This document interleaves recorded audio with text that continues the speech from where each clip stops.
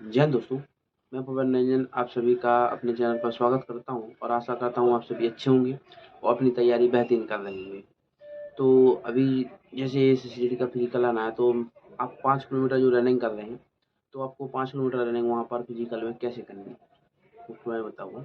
तो आपको 5 kilometre running वहाँ पर कैसे करनी है, तो सबसे अच्छा तरीका होता है जैसे सबसे अगर आपको वार्म अप मत कर लें, जैसे 5 किलोमीटर रनिंग करनी है तो पहले आप वार्म अप कर लें बॉडी को। जैसे आप प्रैक्टिस कर रहे हैं तो पहले क्या कर लें आप वार्म अप के लिए मतलब एक्सरसाइज कर लें कुछ थोड़ी जो अपने पैर में खिंचाना और थोड़ा शरीर गर्म कर लें, पहले गर्म कर लें। फिर उसके बाद आप जो जब स्टार्ट करेंगे 5 किलोमीटर रनिंग, जैसे आपने स्टार्ट की तो 5 किलोमीटर रनिंग स्टार्टिंग में आपको कभी तेज़ नहीं भागना है। मतलब ऐसा नहीं कि आप जैसे स्प्रिंट शुरुआत से मान लो, शुरुआत में आपको कभी तेज़ नहीं दौड़ना है। शुरुआत में आपको आराम से दौड़ना है। यानी 1 डेढ़ किलोमीटर लगभग 1 किलोमीटर, डेढ़ किलोमीटर के समथिंग आपको आराम से दौड़ना है। जब आपका शरीर गर्म हो जाएगा, तो बॉडी आपकी ऑटोमेटिक भागने लगेगी। जब गर्म हो जाएगा शरीर तो आपकी बॉडी ऑटोमेटिक भागने लगेगी और गर्म होने की वजह से आपके शरीर में कोई दर्द नहीं होता है। ऐसा कई बच्चों के पैरों में रनिंग करते वक़्त दर्द होने लगता है, शरीर में हाथों में जहाँ हाथ भर जाते हैं दर्द होने लगता है। तो वो इस वजह से हो जाता है कि जैसे आप शुरुआत से ही तेज़ भागने लगते हो। शुरुआत से तेज़ भागने से थकावट हुई, थकावट होने से आपकी एनर्जी लॉस हुई शुरुआत में। बना मतलब जब गर्म शरीर नहीं होगा तो ज़्यादा एनर्जी लॉस होती है और शरीर के जो भी है हाथ पैर दर्द करने लगते हैं। तो शुरुआत में आप आराम से दौड़ें, आराम से दौड़ने के बाद जब शरीर आपका गर्म हो जाएगा, तो शरीर मतलब कि आपकी बॉडी ऑटोमेटिक फ्लो मतलब स्टेप बाय स्टेप भागने लगती है हमेशा। क्योंकि शुरुआत में जब गर्म शरीर नहीं होता है तो आपके पैर के स्टेप नहीं आते। जैसे ही गर्म शरीर होता है आपके स्टेप आने लगते हैं, आराम से स्टेप आने लगेंगे। स्टेप आने लगेंगे तो आपकी मतलब कि बॉडी भागेगी तो आपको कोई एनर्जी लगाने की, कोई ताकत लगाने की ज़रूरत नहीं पड़ेगी। आपकी बॉडी ऑटोमेटिक चलती जाएगी। और दूसरी चीज़ आपके लिए बता दें कि कभी भी आप जब लॉन्ग रनिंग जैसे 5 किलोमीटर समझ लें आप लॉन्ग रनिंग है, तो 5 किलोमीटर कर रहे हैं तो उसमें रुकना कभी नहीं। आराम-आराम दौड़िए लास्ट तक। लेकिन आप रुके तो आपको दिक्कत हो जाएगी। रुक के दौड़ने में बहुत दिक्कत होती है। तो आप कभी भी रुकिए मत। रुकिए मत दौड़ में, चाहे कितने भी आराम-आराम दौड़ते रहिए लेकिन रुकना कभी नहीं है। ऐसा नहीं है कि आपने एक यहाँ से पहले स्प्रिंट मार दी, फिर आप रुक गए, फिर स्प्रिंट मार दी थोड़ी-सी फिर रुक गए। तो ऐसे में आपका टाइम बहुत ज़्यादा चला जाता है। लगता नहीं है कि हम ज़्यादा समय तक रुके हैं और उसमें ऐसा नहीं लगेगा कि आप हम ज़्यादा समय तक रुके हैं और हमारा समय ज़्यादा चला जाएगा हमेशा और फिर रनिंग नहीं कर पाओगे आप। ये ज़रूर ध्यान रखना। तो आप कभी भी लॉन्ग रनिंग में जैसे 5 किलोमीटर है, कुछ भी उससे ज़्यादा है या कम भी है 4 किलोमीटर है, ऐसी कोई भी रनिंग है, अगर तो कभी आपको रुकना नहीं है रनिंग में। आराम से आपको धीमे-धीमे चलते जाना है। शुरुआत में आपको धीमे चलना है, फिर उससे धीरे-धीरे आपका शरीर गर्म होगा तो आप धीरे-धीरे बढ़ाएँगे।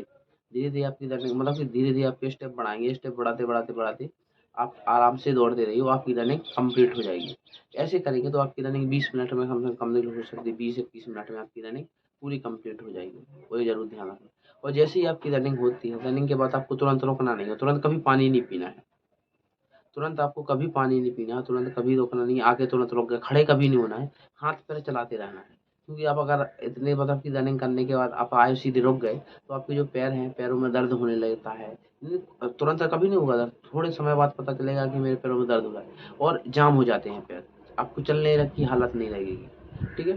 तो आप कभी रुकिए मत, उसको हिलाते रहिए जब तक आपका शरीर धीरे-धीरे ठंडा ना हो जाए और बहुत गर्म रहता है, आप एकाएक के आके रुक जाते हैं। तो ऐसा कभी नहीं करना है, आराम से आके मतलब आना है और धीरे-धीरे शरीर को मतलब बॉडी को हिलाते रहना है। जैसे पैर हैं, आगे-पीछे हिलाते रहिए, तो ये करते रहना है, शरीर को मतलब मूवमेंट होता रहना चाहिए।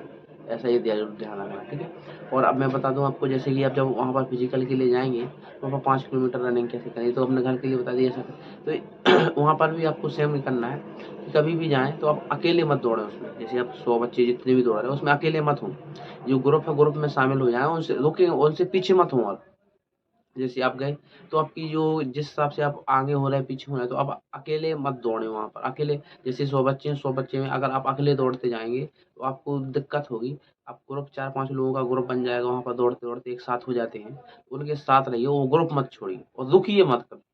मैंने बताया है शुरुआत में आपको कभी तेज़ नहीं दौड़ना है और धीरे-धीरे दौड़ते रहना है और फिर एंड में आपका शरीर गर्म होगा तो आप ऑटोमेटिक आप तेज़ दौड़ने लगेंगे और रुकना कभी नहीं है और एक आपको ग्रुप के साथ दौड़ना है। ग्रुप के साथ दौड़ेंगे आप, तो आपको मतलब कि ग्रुप के साथ ये होता है कि ग्रुप के साथ दौड़ते-दौड़ते आप आप जल्दी मतलब कि ज़्यादा रनिंग कम समय में कवर कर लेते हैं और आपको थकावट नहीं होती है। आप ये नहीं सोचते कि इतनी ज़्यादा रनिंग रहेगी, अभी इतनी रह गई, इतनी रह गई, आराम से आप रनिंग कर सकते हैं। तो ये ज़रूर बातें ध्यान रखें। और आपके कुछ बच्चों के आ रहे थे कमेंट, सर चेस्ट के बारे में बताइए। तो चेस्ट देखिए, चेस्ट के बारे में यहाँ पर ये तो बता नहीं पाऊँगा चेस्ट के बारे में कि मैं किस प्रकार से किस प्रकार से चेस्ट नापा जाता है, क्योंकि इतना टाइम नहीं मिलता है। यहाँ पर एक प्रॉपर स्थान भी नहीं है, ट्रेनिंग सेंटर चल रहा है, ठीक है? और मेरे पास इक्विपमेंट अभी अवेलेबल नहीं है, इसलिए मैं चेस्ट के बारे में बताऊँ प्रॉपर वीडियो नहीं बना सकता। हाँ, ये बता सकता हूँ किस प्रकार से चेस्ट नापा जाता है, बस केवल। देखिए, तो चेस्ट की सीधी-सीधी बात है कि चेस्ट जैसे आपका कम भी हो कुछ, जैसे आपका ज़्यादा है 80-82 80 से ऊपर है और 5 फूल रहा है तो आपको कोई दिक्कत नहीं है। जैसे कम है किसी बच्चे का क्या होता है 1-2 सेंटीमीटर कम होता है, फुलाव कम आता है, तो वो एक काम कीजिए आप, ठीक है? कि वहाँ पे सीधे-सीधे जाना है तो स्टाफ के ऊपर कभी-कभी निर्भर करता है कि वो 1 सेंटीमीटर कम होने पर भी आपको पास कर देता है और 2 सेंटीमीटर कम होने पर पास करता है। आपके कोई स्टाफ ऐसा रहता है वहाँ सेंटर का कि आपकी 4 सेंटीमीटर मतलब कि 1 सेंटीमीटर कम होने पर भी आपको पास नहीं करेगा, आधा सेंटीमीटर कम होने पर पास नहीं करेगा, 1 सेंटीमीटर आपका चेस्ट फूल नहीं रहा है तब भी पास नहीं करता है। तो ऐसा होता है कभी-कभी।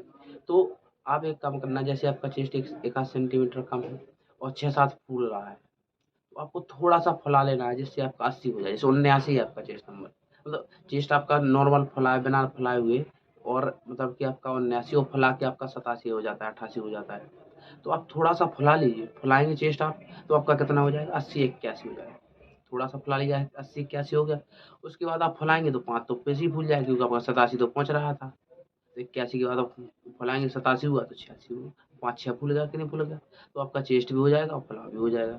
तो इस प्रकार से होती है। तो अब ये ज़रूर बातें ध्यान रखिए। तो और जिनके बहुत ज़्यादा काम है तो उनको मेहनत करने की ज़रूरत है। जो फिज़िकल है जो 24 अप्रैल से हो गया है, तो एक अपॉर्च्युनिटी समझिए और कुछ बच्चों को और ज़्यादा टाइम मिल जाएगा, जिनका लास्ट होगा उनको ज़्यादा टाइम मिल जाएगा। तो अब मिलते हैं नेक्स्ट वीडियो में। जय हिंद दोस्तों, धन्यवाद।